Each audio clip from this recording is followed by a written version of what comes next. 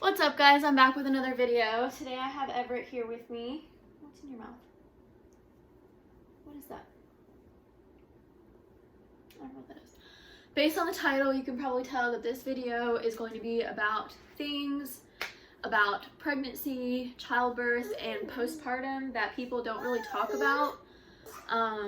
And women are taken by surprise, and their male counterparts don't really know about pregnancy, childbirth, everything that goes on postpartum, after childbirth. It's not just like, okay, you have a baby, now you're fine. There's a lot that happens that I think a lot of women are taken by surprise, and they're like, wow, why did nobody tell me this? So this video is just going to be a little educator and talking about, I can't speak for all women, but this is going to be my experience as far as my pregnancy and when I gave birth and what my postpartum time period was like. So let me think. One thing that they don't really talk about as far as pregnancy is concerned is the side round ligament pain that you get on the sides of your belly. So as your belly grows and gets bigger, the ligaments that hold your abdomen like together right here, usually they're way down here, but then as your stomach grows, they have to stretch to hold together like the top of your uterus and everything in here, and it actually really hurts. I can't tell you how many times while I was pregnant I cried almost every day because of the round ligament pain right here. I would have to sit in warm baths, not hot baths, because they also don't tell you that you're not supposed to sit in hot baths, jacuzzis, hot tubs, any of that. Anything that can raise your body temperature is a no-no. So basically, there was nothing I could really do for it besides just like take Tylenol, because there's not a lot of pregnancy approved pain medications either, except just Tylenol. So yeah, round ligament pain, hot baths, hot tubs, that's all really sucky. Another big part of my pregnancy that I didn't predict, that nobody told me could happen, was sciatica pain. So at the bottom of your back, kind of at the top of your butt right here, there's your sciatic nerve. And as he got bigger, I remember the first time I felt it was around 16 weeks, right when I was starting to like get big in the front. I had really bad sciatica pain. It was awful, and it would just like randomly pulse during the day. Like not throb, but it was like at random times, like every 10 or 20 minutes, I would just get a shooting nerve pain up the top of my back, down my legs, my whole lower back would just hurt so bad. So the next part actually is kind of commonly talked about, but I don't think they go into enough depth when talking about it. And it kind of takes women by surprise. And that's the emotions that you get during pregnancy. And you know, pregnant women are always portrayed as being really emotional and weepy. And while that's true to a point, it's not like the way that it's portrayed in the movies. No, that's my coffee. You can't have that. When I would get really weepy during my pregnancy, it would be triggered by like weird things. Like I would be watching a short film about like a mother and her son, and it would make me emotional. Dude, stop. There's also the depression and anxiety that can come with pregnancy. You know, you hear a lot about postpartum depression and postpartum anxiety, but they don't talk about how that can actually start while you're pregnant. And that's something that happened to me. I remember, I don't know if it was just because of the circumstances with the dad, but I just remember feeling really disconnected to Everett when I was pregnant with him early on, not so much later in my pregnancy, but early on, I was, you know, I remember talking to my mom and I was like, I feel so depressed, like just kind of going through the motions. I didn't really feel any emotions at all about like my pregnancy. Probably towards the end of like my first trimester and near the second trimester. Moving on to childbirth. childbirth is different for every single woman that experiences it. And I got really lucky when I gave birth because Everett was only 5 pounds and my induction went really well. And I remember telling people that I was going to be induced, and they were like, what does that mean? What do you mean induced? And induced basically means that I went to the hospital not in labor, and they gave me medicine to put me in labor and force him to be born early. So I had him at 38 weeks pregnant. That's his toy, if y'all can hear it. But I had him at 38 weeks pregnant. The typical gestation for a baby is 40 weeks, but anytime after 37 weeks is considered full term. And the reason I had him early is because of my blood disorder. And my doctor told me that I don't have a generous pelvis, so she wanted him to have to come a little bit early before he could get super big, to avoid an unnecessary C-section, because I'm so small and petitely built that they believed if he had gotten like heavier than 7 pounds that he would have gotten stuck and I would need a C-section. But luckily that's not what happened. He was only 5 pounds at 38 weeks and he was actually really healthy. But so induction can actually go differently for different women. There's balloon induction, there's you know, they can do it with a certain medicine or without a certain medicine. It just depends on the hospital, the doctor, and the woman.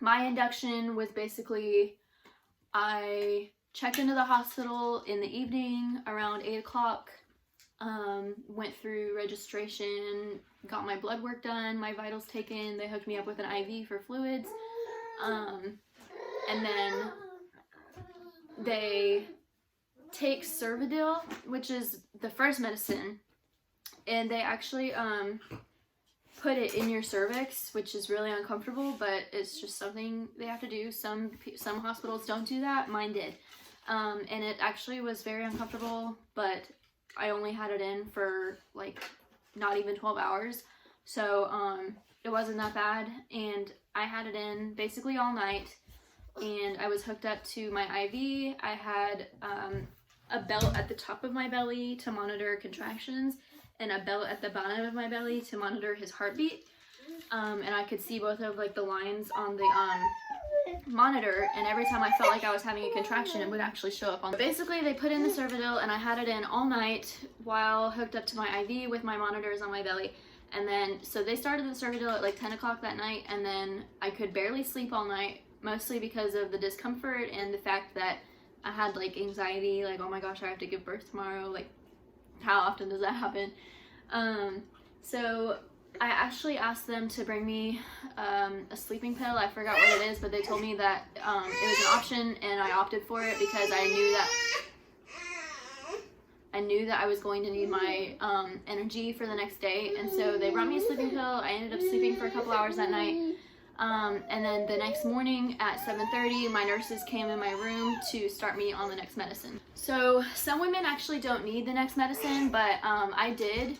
Even though I started contracting overnight with just the Cervidil, I needed the Pitocin to kind of kickstart more labor instead of just like weird random contractions.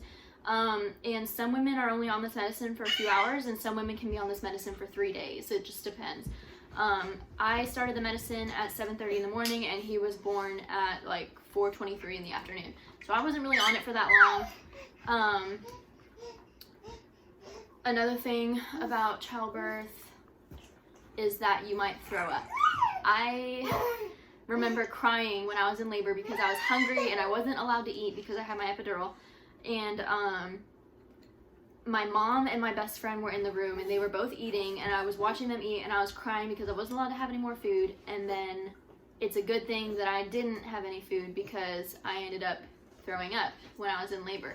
And I remember I was like, is that supposed to happen? And my nurses got all excited, and they were like, yes, that means something's happening. And I was getting body shakes, and they were like, this is all good, it means you're progressing. And I was like, okay, I hope it's good because I feel like crap. But yeah, so I ended up having him with no complications. He came really quickly. Some women can push for hours, and some women like me can only push for 20 minutes. It just depends. I got him out in 20 minutes. And when I say I was pushing for 20 minutes, that doesn't mean I was continuously pushing for 20 minutes. It means that I was pushing with contractions for 20 minutes. And so what that means is I was getting a contraction every 1 or 2 minutes. And with each contraction, I would push about 3 times, and then I would get a break for like a minute or 2 minutes. And then I would get the next contraction, I would push 2 or 3 times, and then I would get a break. And then I did that for 20 minutes. Not even 20, like 15. So when I say I was pushing for 20 minutes, it's not like I was push after push after push after push after push for 20 minutes straight. That's not realistic, and I would probably have passed out from using all my energy if that happened. Another common misconception about childbirth is when your water breaks. In like movies where women go into labor, it looks like a big like gush on the floor and the water's everywhere and oh my god, she's in labor. That's not really what happens. At least not in most cases. In my case, because I was induced, they had to break my water for me with a thing called an amni hook. It's actually a long pole with like a little hook on the end, and it doesn't hurt. A lot of women are scared of that. It does not hurt. And I had the epidural, so I didn't even really feel it anyways. And even after they broke my water, it's not like it went gushing everywhere. It just kind of like trickled out every time I moved. And for some women, like when their water breaks, they don't even know it. Like they think that they're just accidentally peeing because it doesn't all come out at once. It just kind of randomly comes out during the day. You can't control it. It usually takes like an hour or so of it trickling out for you to be like, oh, is that my water? Did my water break? Like, and then you have to like keep track of when it broke so that you can tell the doctor's office. And yeah, so some women's water don't really break at all, and that's when their babies are born and call, and it's actually the baby is born inside the entire amniotic sac still intact, and the water is like still in there. And I don't know if I would want to have that kind of birth because it sounds like dry and painful, but I don't know. To each their own. But as far as postpartum, I already kind of touched on postpartum anxiety and depression. I did have a little bit of that. I remember when he was like 2 weeks old, I was sitting there crying with him laying on my chest, and I was on my bed, and I was crying because I felt bad for him that he got stuck with me as his mother, because I was supposed to feel happy and excited to have a new baby, and instead I was tired and depressed and stressed and irritated that he was crying all the time, and I was sleep deprived and like super emotional, and I was like, what is wrong with me? I'm supposed to be over the moon with happiness right now, and I'm not. And then I felt bad for him that his own mother wasn't excited to have him. And a couple weeks later, that's when I realized, like, it didn't really stop for a while, and I was like, maybe I have that postpartum depression, because I didn't really know, like, I thought that it just meant that women didn't connect with their babies. I didn't realize that it meant like a disconnection to motherhood in general, like not embracing it. And I didn't start to really embrace it and feel comfortable as a mother until he was like 3 or 4 months old, honestly. The first few months, he was really colicky, he was really fussy, he just cried all the time. If he was awake, he was crying, and it was exhausting, and he would not sleep for longer than like 15 or 20 minutes at a time, and then he would wake up and scream, and then he would sleep for another 20 minutes, and I was so tired and so sleep deprived. I was afraid I was gonna drop him because I had no energy in my body at all. And a few times, like, my mother would come and take him from me, and she would be like, you need to go to bed right now. And then I would go sleep for like an hour or two, and then I would come back and get him again. There was one night that he wouldn't sleep for longer than like 20 or 30 minutes at a time, and your hormones postpartum are still really bad, like your afterbirth hormones. You can get hot flashes for weeks, you can still be really, really emotional for weeks after giving birth. Your body temperature is like way off, you can still get fever and shakes for weeks after giving birth. And so me laying there with a crying baby all night long, trying to sleep with hot flashes and emotions going through me, I was awake for like 24 hours straight one time. And my mom came out of her bedroom because I was like documenting it on Snapchat. I was like 20 hours now, 23 hours now, still awake. My mom saw it and she came out of her bedroom at like 6 a.m. the next morning, and she walked up to me and she took him from me and she said, "Go to bed." So if I was like married or had a boyfriend, then he probably would have had to be the one to help me out in that regard, but I don't, so it was my mother. And some babies are really good about sleeping straight from birth, and a lot are not, and my baby was not, and it might have been because he was so small and he needed to eat more often. I don't really know what the deal was. What was your deal? But this is just based on my experience. Another thing about postpartum that a lot of women don't understand is that they're not just going to immediately bounce back. I think a lot of women have this unrealistic expectation that after they give birth, they're supposed to start working out and eating right and starting to lose the weight and go back to normal immediately because everybody's No, that's not going to happen. You are still going to look like you're pregnant for probably a couple weeks after birth, if not longer, depending on, you know, your BMI, your activity level, your eating habits, how old you are. It all factors in. My personal experience, I got very lucky. I'm very grateful that my body bounced back the way that it did. When I left the hospital 2 or 3 days after giving birth, I didn't even look like I had ever been pregnant. I'm a little over a year postpartum right now, and this is what I look like. My stomach doesn't look like I ever had a baby. I didn't get any stretch marks. I didn't get any like stretchy, saggy skin, but if you did, or if you do, that's nothing to be ashamed of. Your body is beautiful. It created a beautiful thing. It's what your body was made for. There is absolutely no shame in picking up some extra weight from pregnancy, in having saggy skin from pregnancy, in having stretch marks. I think that a woman's postpartum body is the most beautiful time of her life because it shows that you did something incredible. And there are so many girls that I know that bounced back really quickly after giving birth, like I did, and there are some girls that I know that are still working to lose baby weight and their kid is older than mine. It really just depends on the girl, woman, and everybody's gonna be different.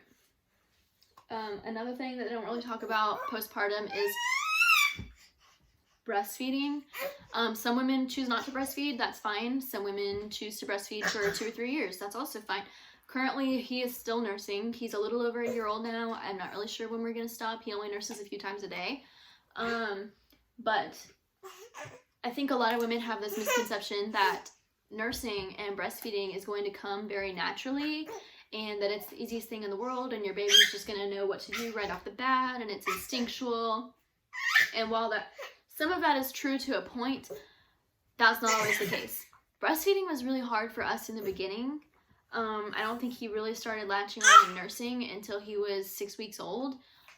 Because he was so small when he was born, his mouth was like teeny tiny, and he could not latch on to save his life. Or when he did latch on in the hospital, it wasn't deep enough and he wasn't getting any milk out and he would fall asleep while he was nursing.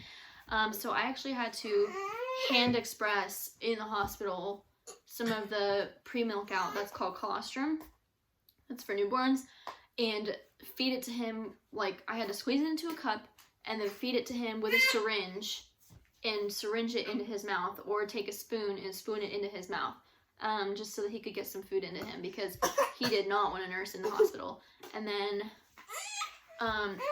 we tried nursing all the time when we got home. Like every time he was hungry, I tried nursing and I tried latching him on, and he didn't want to do it, and I would get emotional and he would start crying because he was hungry. So that's when I started pumping. A lot of women are going to tell you that you shouldn't pump until 6 weeks after giving birth because it can mess with your supply. I think that's false. I do think that it can cause an oversupply because that's what happened for me, but it is not going to ruin your breastfeeding journey for the rest of the time that you're going to be nursing. Not at all. So I pumped starting like right when we got home from the hospital, probably our first night home. I remember being super emotional because I couldn't feed him and he wouldn't stop crying and he was tired and hungry. And so I had to start pumping. And then when he was 4 days old, my mature milk came in, and that's when it stops looking yellowish and actually starts to turn a little bit white. And that's when you know that your milk is in. Yeah, so I started pumping when he was a few days old, and then I pumped for 20 minutes at a time, 8 times a day, every single day, for 6 weeks straight. And that did build an oversupply for me. I was making way too much milk. I could have probably fed 3 babies with the amount of milk that I was pumping. And my freezer was full and my refrigerator was full, and I had so much milk. I actually had to donate a lot of it. I probably donated like 2,000 ounces. And then right when I finished pumping, stopped pumping completely, I sold the last 50 ounces for like 20 bucks just because she offered to pay for it. But with the milk that I donated, I fed like 4 or 5 other babies on top of my own, because my production was so good. Some women don't get that. Some women don't respond to a pump. Some women's babies just never want to latch. Some women don't ever want to breastfeed in the first place, and they just chose formula feeding from the start. All of that is fine. There's no shame in formula feeding. I think it's wrong when women say that breastfeeding didn't work out and it was too hard, because there's always a way to fix it. You know, when he wouldn't latch and I had to start pumping, some women would have just gotten bored with pumping and been like, okay, it's been 6 weeks, I'm tired of pumping, he's never gonna latch, so I'm gonna switch to formula.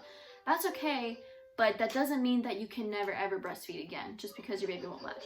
What I did was I went to Target and I bought a nipple shield by the company called Lancino. And what it does is it simulates a nipple on a baby bottle, and you put it over your boob, and when you go to latch your baby, they think that they're sipping on a bottle because they're so used to the feeling of the silicone in the bottle or the pacifier, and then it'll make them start nursing. So that's what I did with him.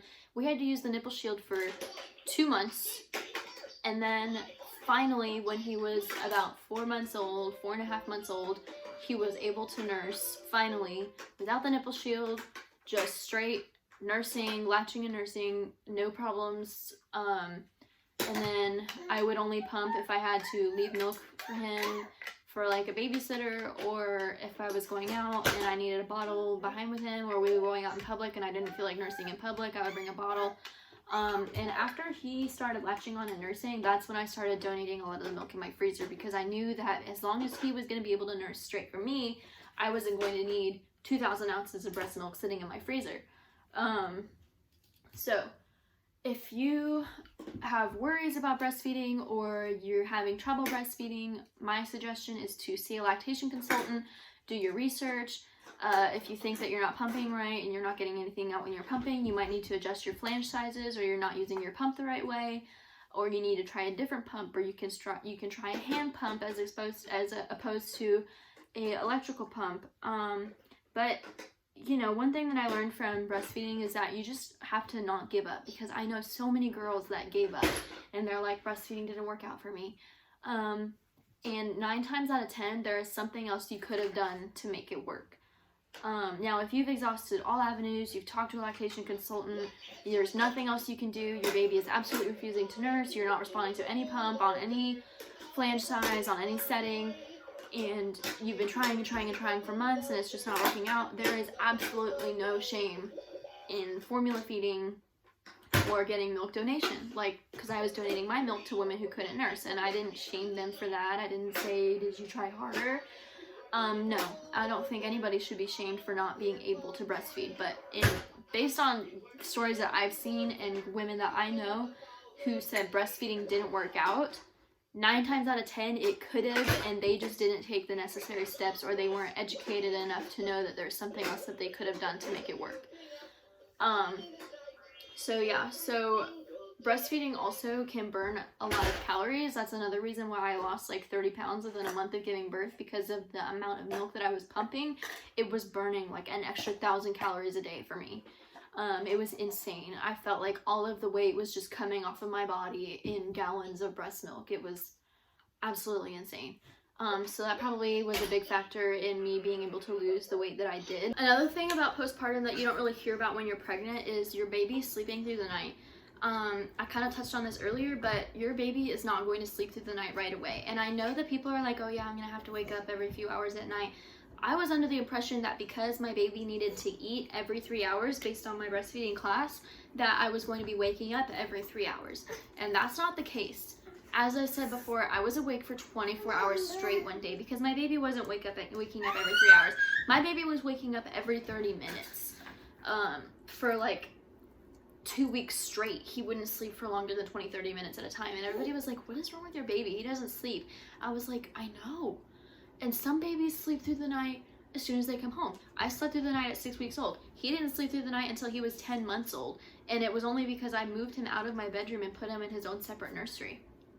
As long as he was sharing a room with me, he could hear me and he could smell me.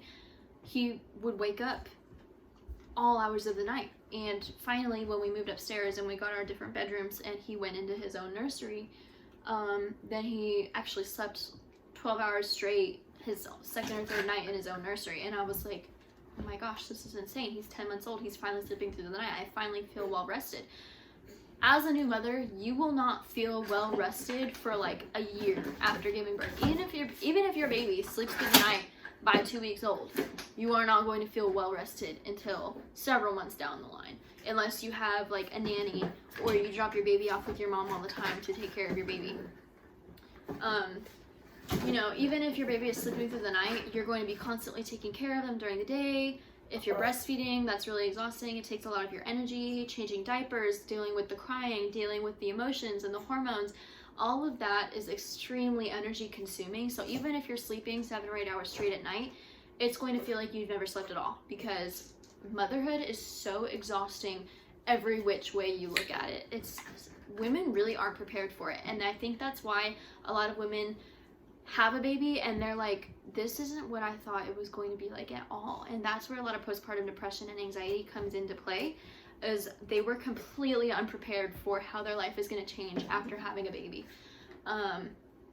Postpartum anxiety is different than postpartum depression. Postpartum anxiety is the constant anxiety and fear in your head and in your heart that something is going to happen to your baby.